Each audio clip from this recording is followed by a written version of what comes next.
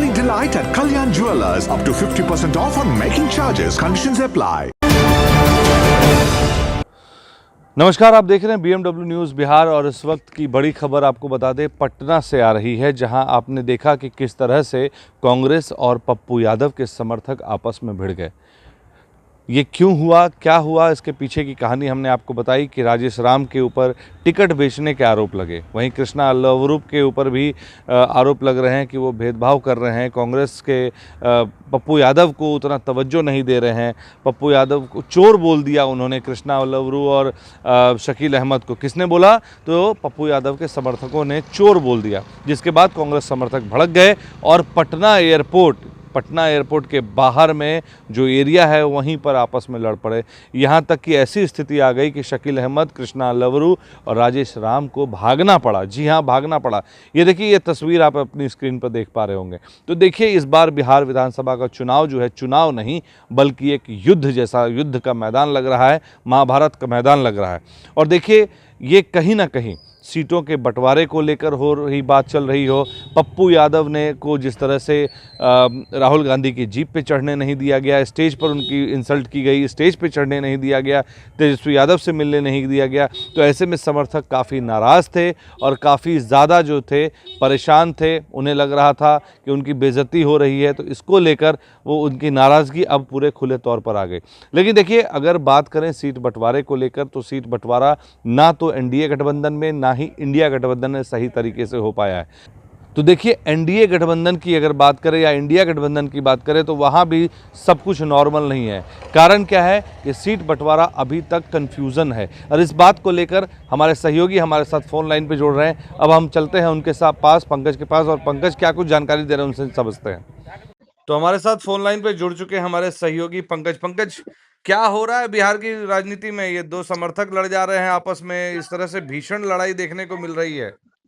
देखिए, अभिषेक, अभी आपको बता दें कि ये लगातार 2-3 दिन से चल रहे, बीजेपी में हो या कांग्रेस में हो या जदयू में हो, लगातार चले। कल आप देखे होंगे कि गोपाल मंडल जो है वो बैठे हुए थे धरने पे, वहां भी हंगामा चला था। कई प्रत्याशी के टिकट कट जाने के बाद उसके चलते जो है जदयू में भी हंगामा हुआ। वहीं बीजेपी में भी आज रामसूरत राय की टिकट कट गई, फिर और बीजेपी के कई नेताओं का टिकट कट गया, उसके कारण से वहां भी हंगामा हुआ। नेता के बेटे ने तो भाजपा के खिलाफ अपना नामांकन भर दिया है। तो अश्विनी चौबे जी के बेटे नामांकन भर दिए भागलपुर से।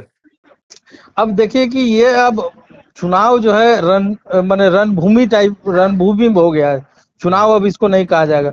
और अभी देखिए कि अभी थोड़ी देर पहले की घटना है, एयरपोर्ट पे दो समर्थकों के बीच में मारपीट हो गया। राजेश मारपीट हुई है। लग ही नहीं रहा कि ये लोग नेता हैं। ये लोग तो लग रहा है कि सड़क छाप गुंडे हैं। अब यही स्थिति बनी हुई है कि अब जो है कि अब नेताओं पे, अब जनता किस पे भरोसा करेगा। स्थिति तो ये बनी हुई है कि आप लोग आपस में ही सही नहीं है। आप लोग अब पैसा लेकर टिकट बेचने का आरोप लग रहा है। बिल्कुल। तो पैसा लेकर टिकट बेचने का जो आरोप लग रहा है, तो ऐसे में जो विधायक बनेंगे वो जनता का कल्याण करेंगे, पहले अपने जो पैसा है वो निकालेंगे अगर वो जीत के आते हैं तो। जनता को अब यही सूझबूझ से तैयारी करना होगा, कैसे किनको वोट देना है, क्या करना है। जब वो टिकट पैसे से खरीद करके अगर चुनाव जीतेंगे, चुनाव में आएंगे, तो पहले तो वो पैसा निकालेंगे। हाँ, कहीं जाहिर सी बात है। कोई भी ये समझिए कि चुनाव नहीं, अब ये बिजनेस हो गया। कहा जाता है कि जनता का सेवा के लिए हम खड़े हैं, सेवा के लिए नहीं, है बिजनेस करने के लिए खड़े हैं, अपनी दुकानदारी चलाने के लिए। बिल्कुल। तो ये तो एक बात हो गई। दूसरी बात है कि जिन लोगों का टिकट कट रहा है वो लोग तो भीतर घात करेंगे, वो तो खड़ा ही नहीं होने देंगे दूसरे उम्मीदवार को। इस बार आप मान लीजिए अभिषेक कि बीजेपी के लिए भी आसान नहीं होगा जितना आसान वो सोच रहे हैं। क्योंकि उनका जो फॉर्मूला लगा है पहले नीतीश कुमार को डैमेज करने का, वो नहीं हो पाया। अब है अपने ही बीजेपी के जो भी नेता है, विधायक है, ऑलरेडी पहले से है, उनकी टिकट काटी जा रही, तो कहीं ना कहीं वो नुकसान करेगा।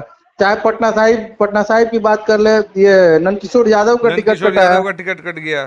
तो उनके समर्थक में थे ये आपको शिशिर कुमार जो मेयर के बेटे हैं, उन्होंने भी इस्तीफा दिया। तो कहीं ना कहीं नुकसान तो होगा बीजेपी को। इस बार बहुत मुश्किल है, सत्ता में आना, सरकार बनाना बहुत मुश्किल होगा जी। इसकी नुकसान भरपाई कैसे करेंगे बीजेपी के लोग, ये तो उन्हीं लोग समझेंगे। अब ये तो सुन लीजिए कि आज तक की जनता नहीं जानती थी कि टिकट भी पैसा दे करके लिया जाता था। आज तो साफ सामने नजर आएगा, तो जनता बूझ लेगी अब जनता को क्या करना है, ये जी स्थिति जी। बन जाएगी। अच्छा, एक चीज़ बताइए, ये मतलब जिस तरह से आज लड़ाई हुई पटना एयरपोर्ट पे, अगर इसको ये कहा जाए कि जिस तरह से पप्पू यादव को हमेशा बेइज्जती की है लोगों ने, तो वो बेइज्जती का बदला उनके समर्थकों ने लिया। ये गुस्सा था कि उनको स्टेज पे कभी नहीं चढ़ने दिया, कभी राहुल गांधी की गाड़ी पे चढ़ने नहीं दिया। तो क्या हम मान सकते हैं कि ये वो गुस्सा था समर्थकों का, आज वो निकल पड़ा, फूट पड़ा? देखिए, कहीं ना कहीं कांग्रेस समर्थक जो भी होते हैं, उनको तो कुछ मिलना जुलना है नहीं, मिलना है नहीं। वो तो अपने नेता के लिए काम करते हैं, और जी कहीं काम करने के बाद भी उनको अगर नहीं वो सम्मान मिलेगा तो कहीं ना कहीं गुस्सा तो आएगा ही आएगा, जाहिर सी बात है। जी। तो चाहे मतलब वो वो कहीं किसी ना भी कहीं वो दल का हो। गुस्सा जो है, वो पूरा ही गुस्सा जो है वो उतर गया पप्पू हम्म यादव का। और ये हम्म कहीं ना कहीं दिखाता है कि जो चुनाव है, वो चुनाव में भीतरघात होंगे और कार्यकर्ता ही एक दूसरे को डैमेज करने पे लग जाएंगे। चाहे आप किसी भी दल की बात कहिए, सभी दल में ये स्थिति होने वाली है इस बार। और इस बार का जो चुनाव है, मैंने अभी तक में, हम अपने लाइफ में अभी तक जितने भी उम्र है 4 से 5 बार हमने चुनाव देखा है, लेकिन ऐसा कभी नहीं देखा कि अभी तक नॉमिनेशन का डेट निकलता जा रहा है लेकिन अभी तक सीट का किसी का कंफर्म नहीं हुआ किसको कहाँ से लड़ना है। बिल्कुल, आप रोज मान के चलिए कि जैसे एनडीए की बात करें तो एनडीए में भाजपा के 10 सिटिंग विधायकों के टिकट कट गए। हम्म नंदकिशोर यादव, अमरेंद्र प्रताप सिंह, अरुण सिन्हा, मोतीलाल प्रसाद, मिथिलेश कुमार, रामप्रीत पासवान, जयप्रकाश यादव, रामसूरत राय, डॉक्टर निक्की हेम्ब्रेम और प्रणव कुमार। तो ये जो तमाम जो 10 सीटें हैं, इन सीटों पर भाजपा अपनी सीट निकाल पाएगी, ये बड़ा सवाल है। ये मुश्किल होगा अभिषेक, मुश्किल, बहुत मुश्किल होगा, क्योंकि वो जिनका टिकट कटा है वो कभी नहीं इनको साथ देने वाले हैं। बिल्कुल, अलीनगर विधानसभा से अब मैथिली ठाकुर पे एनडीए दाव आजमाने लगी है। अब देखिए, एनडीए दाव आजमाने लगी है वहां मैथिली पे ठाकुर। संजय सिंह पहले से हल्ला कर रहे थे कि वो चुनाव लड़ेंगे, और मुझे लगता है संजय सिंह क्या कहते हैं, फिर से वहां पे निर्दलीय चुनाव ना लड़ जाए। 100% है, ऐसा हो सकता है, बागी बनेंगे।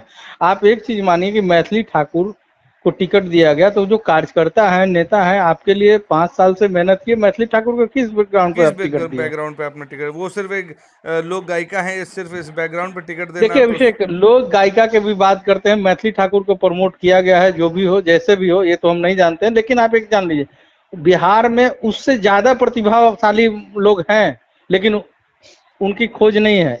हम्म। अब मैथिली ठाकुर को, ठीक है, मैथिली ठाकुर नाम कमा ली है, ठीक है, लेकिन कहीं ना कहीं अब उनको टिकट देना हम हमें भी नहीं समझ में आ रही है। उसके लिए जनता भी खिलाफ है कि आखिर किस ग्राउंड पे टिकट चलिए, दिए हैं। एक आखिरी सवाल महागठबंधन को लेके आपसे करूंगा कि महागठबंधन में जिस तरह से अभी सीटों के बंटवारे में जिस तरह से चीजें हो रही है, कभी लालू यादव अनाउंस कर दे रहे हैं, कभी कांग्रेस अनाउंस कर दे रही है, तो क्या ये वही स्थिति बन गई है जो लोकसभा चुनाव में देखने को मिला कि जिसको जो मन आया वो अपना अनाउंसमेंट करता चला गया?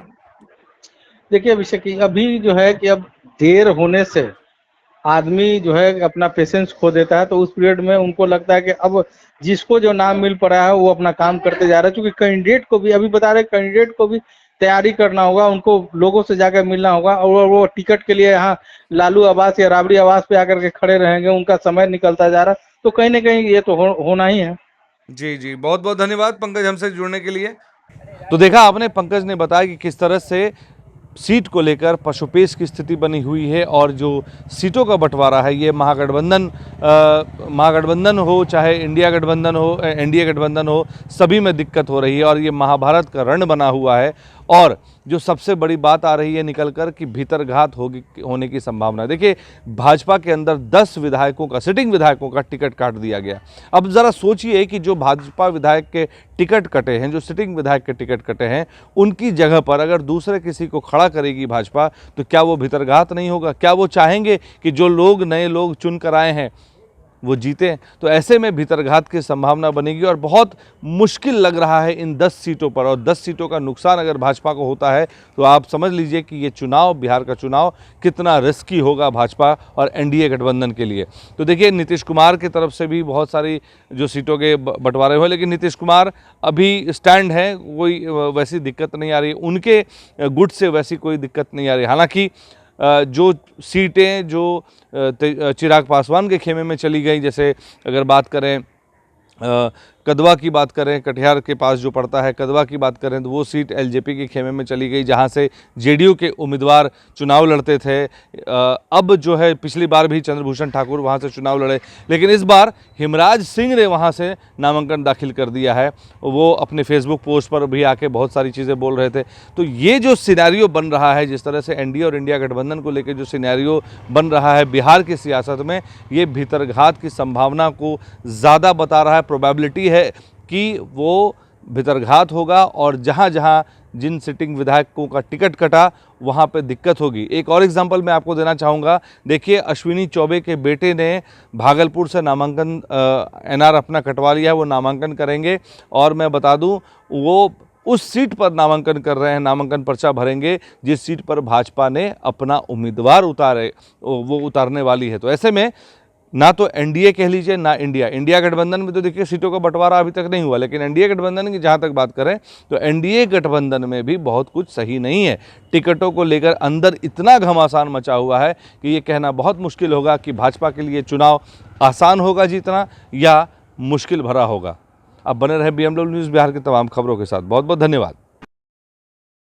तमसोमा ज्योतिर्गमय गुरुकुल शिक्षा मंदिर संस्थान के साथ बनाए अपना भविष्य। रेगुलर और प्रोफेशनल कोर्सेज, सेकेंडरी और senior secondary courses, law, teachers training courses, pharmacy and nursing के साथ पैरामेडिकल में डायरेक्ट एडमिशन पाए। वेबसाइट विजिट करें या दिए गए नंबर पर कॉल करें। हमारा पता है गुरुकुल शिक्षा मंदिर संस्थान, कल्याण चौक, DS कॉलेज रोड, कटिहार। हमारा वीडियो अगर आपको अच्छा लगा हो तो आप हमारे वीडियो को लाइक करें, शेयर करें और हमारे चैनल को सब्सक्राइब जरूर करें।